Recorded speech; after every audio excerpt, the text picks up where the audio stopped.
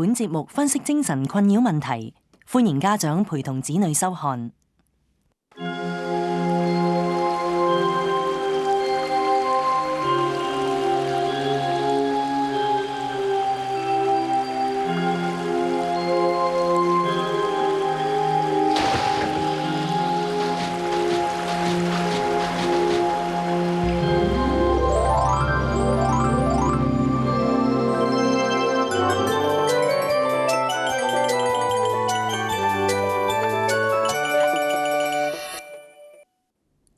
節目中部分受訪者嘅姓名經過修改，聲音亦經過處理。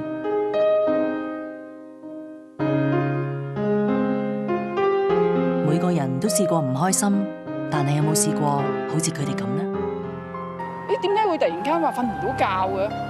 係連續咗成幾個月啊？初初係2個禮拜。2個禮拜，跟住就3個禮拜。3個禮拜。你會係覺得每一日生活咧，好似個浮游咁樣喺度飄下飄下咁樣，你係唔識得開心。中意自己咧坐喺度喊嘅啫嚇，食又食唔到喎，唔知點解乜都食唔到嘅喎，我食咩都覺得飽嘅喎嚇，同埋覺得樣樣都唔好味嘅。諗好多嘢啊，自己匿埋自己好似唔知點咁咯，想自殺咁咯。據香港大學嘅研究，有40萬15至59歲嘅香港人有嚴重抑鬱徵兆，抑鬱症喺我哋嘅社會亦越嚟越普遍。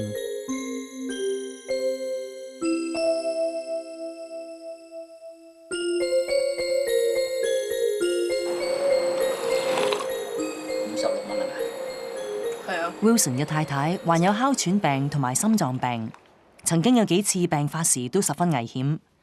Wilson 因為長期過分擔心太太嘅病情，喺2年前患上咗抑鬱症。諗住係普通失眠，疲勞過度啊咁，開頭見社工，睇咗精神科醫生咧，就要見心理醫生添，心理學家嘅就唔係醫生，咁先知道有抑鬱症呢回事。普通唔開心，過一排個人就可以冇事，但係抑鬱症就唔同，情緒低落會持續2個星期以上，而且抑鬱嘅情緒令到當事人冇辦法維持正常生活。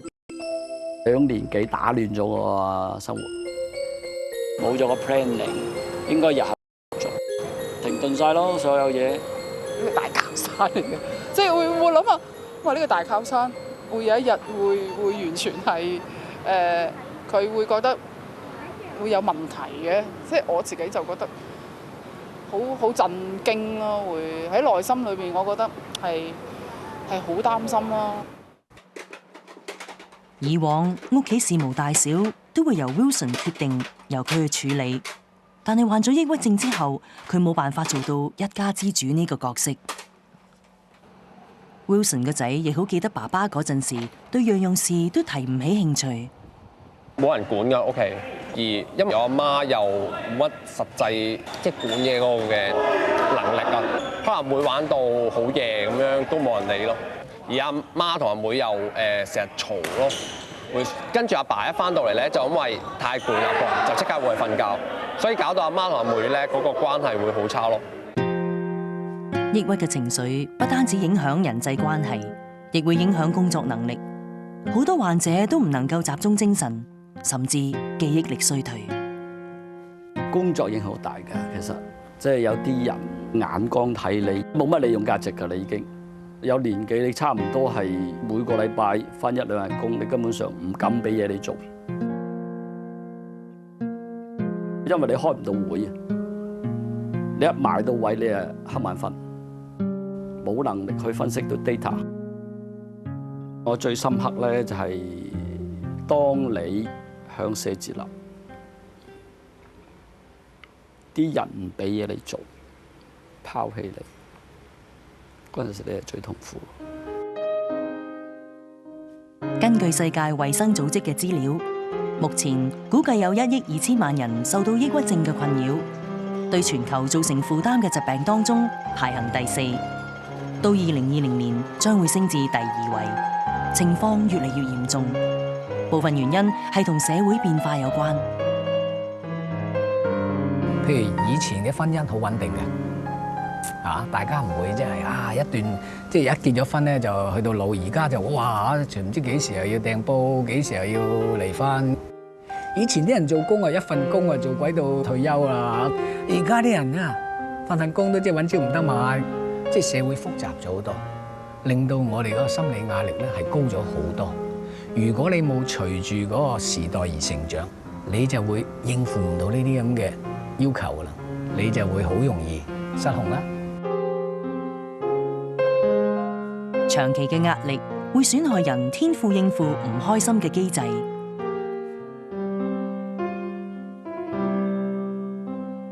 腦入面有個負責負面情緒嘅區域，叫做杏仁核。如果有太多負面情緒嘅記憶，杏仁核就會變得活躍，令人容易陷入抑鬱。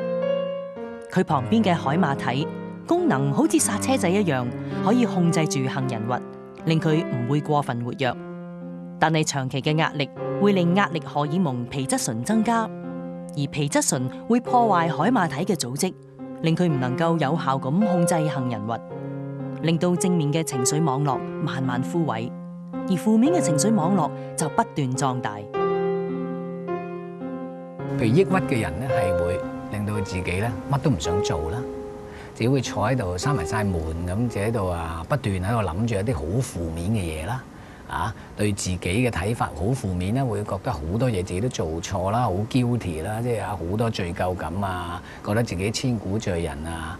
如果佢再差啲嘅話，佢會冇晒感受呢個正面情緒嗰個能力嘅，佢會感受唔到快樂。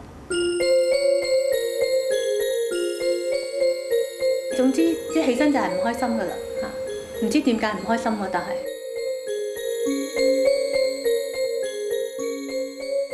對咩都冇興趣嘅嚇。你叫我睇電視我又冇興趣，叫乜我都冇興趣。一係就瞓喺張床度，一係就踎喺個地下，中意自己呢坐度喊嘅啫。Karen 經歷過家人相繼離世，尤其係佢見唔到媽媽最後一面，令佢好內疚。跟住又患上重症肌無力，同發現有胸腺瘤。喺不知不覺間，佢患上咗抑鬱症。曾經試過情緒低落到控制唔到自己嘅行為。嗰陣時呢就中意着套睡衣落街咯，我覺得好舒服啊！即係動高隻腳一係踎低即係我唔會去坐喺度人傾偈或者企喺度咁。同埋你話我個眼神一望就知道我係唔係咁即係唔係咁正常啩嚇。同埋有人同我講嘢咧，佢話嗌我好多聲我都唔睬佢㗎喎，有時嚇。曾經有段時間 ，Karen 差唔多冇晒社交生活。佢當時嘅情況令到家人好擔心。即係電視或者好多地方都講有關話，當你一唔小心佢就會即係可能趁你唔為意自殺咁樣，咁就後悔莫及啦咁樣。咁所以大家都好 tension 咯，喺嗰個時候係咯，都好緊張好成咁樣，係呢個心理壓力比較大啲。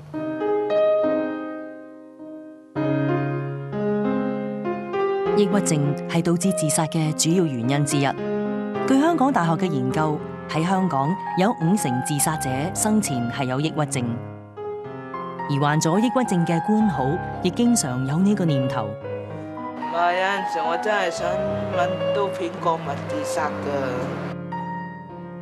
我一個人又唔知點樣，我去買餸又唔係，唔去買餸又唔係，成日坐喺度咧，即係好似想喊咁咯。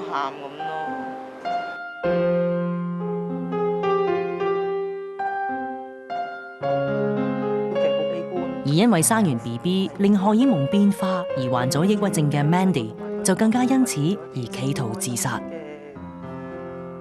有一晚咁就諗住食一粒安眠藥瞓啦，但係食一粒完全又係成個鐘都瞓唔到，跟住諗住食多一粒，跟住又係瞓唔到，跟住諗下所以就食晒啲安眠藥咯。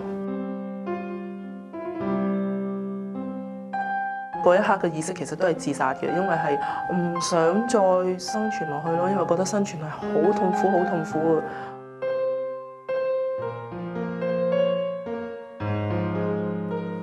抑鬱症患者睇任何事都習慣用負面角度去解釋，例如佢有一件事做得唔好，就會解釋為自己永遠都係失敗者；其他人唔對佢笑，佢會解釋為自己唔得人鍾意。總之，腦入面只有越嚟越多嘅負面諗法，就好似一個玻璃樽，只係注入黑豆一樣，冇辦法睇到生命嘅色彩。你心裏頭的光若黑暗了，那黑暗是何等的大。我希望其他啲人都會明白到咧，係話即係你裏邊嗰間燈熄咗，我哋咧係完全睇唔到個前景，係覺得周圍係即係成個世界好似黑咗咁樣嘅。要掙脫灰色嘅世界，並唔係冇可能嘅。下一節再講啦。